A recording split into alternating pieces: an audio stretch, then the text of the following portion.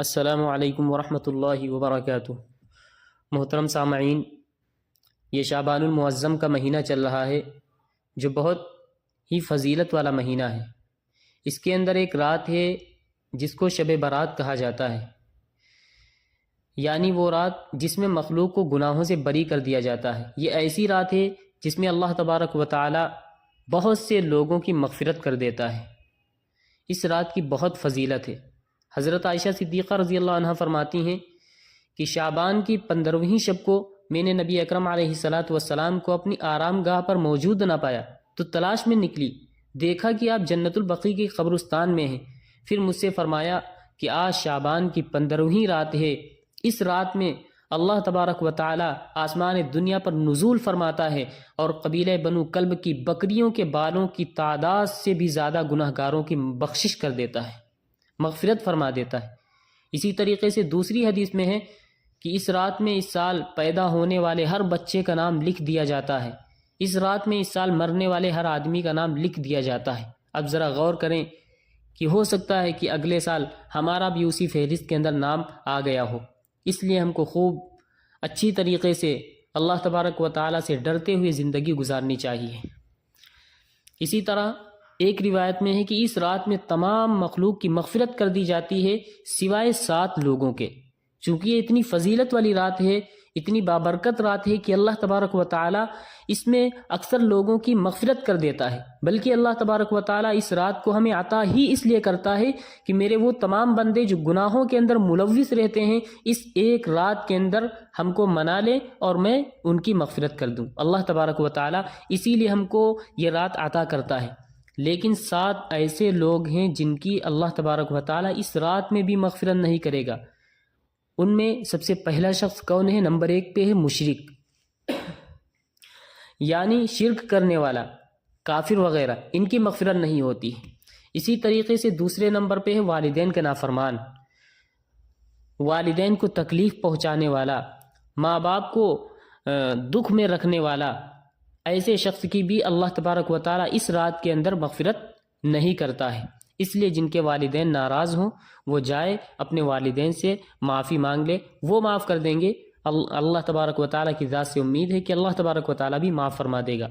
تیسرے نمبر پہ ہے کینہ پرور، یعنی دوسروں سے جلنے والا، حسد رکھنے والا، بغض رکھنے والا، دوسروں کی ترقی کو دیکھ کر جلنے والا، ایسے شخص کی بھی اللہ تبارک و تعالیٰ کیا ہے؟ مغفرت نہیں فرماتا ہے۔ چوتھے نمبر پہ ہے شرابی، شراب پینے والا۔ اللہ اکبر، یہ اتنا سنگین گناہ ہے کہ اس رات کے اندر اللہ تبارک و تعالیٰ اس شرابی کی بھی مغفرت نہیں فرمائے گا۔ اسی طریقے سے قاتل، قتل کرنے والا، اس کی بھی مغفرت نہیں ہوگی۔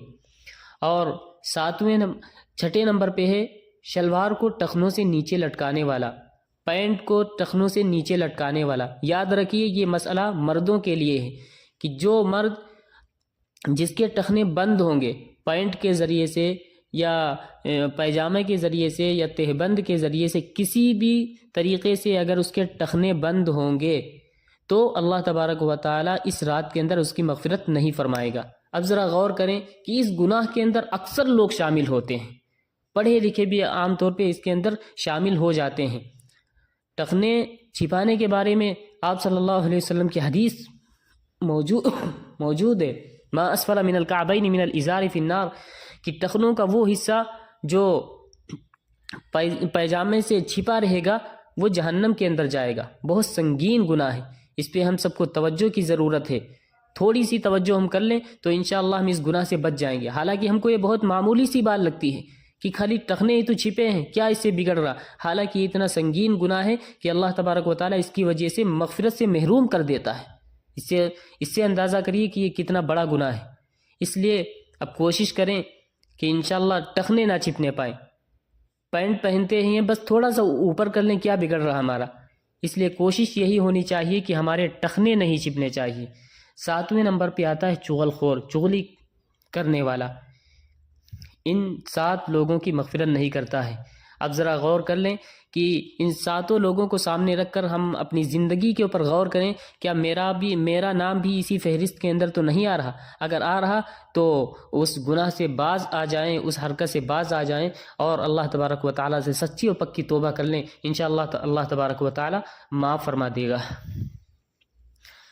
اسی طریقے سے ایک روایت ہے، حضرت علی رضی اللہ عنہ سے ایک روایت میں منقول ہے کہ اس رات میں عبادت کیا کرو، دن میں روزہ رکھا کرو۔ اس رات یعنی سورج غروب ہوتے ہی اللہ تبارک و تعالیٰ اپنے بندوں کی طرف متوجہ ہوتے ہیں اور اعلان ہوتا ہے کون ہے جو گناہوں کی بخشش کروائے، کون ہے جو رزق میں وسعت طلب کرے، کون ہے جو مصیبت زدہ جس کی مصیبت کو ختم کیا جائے۔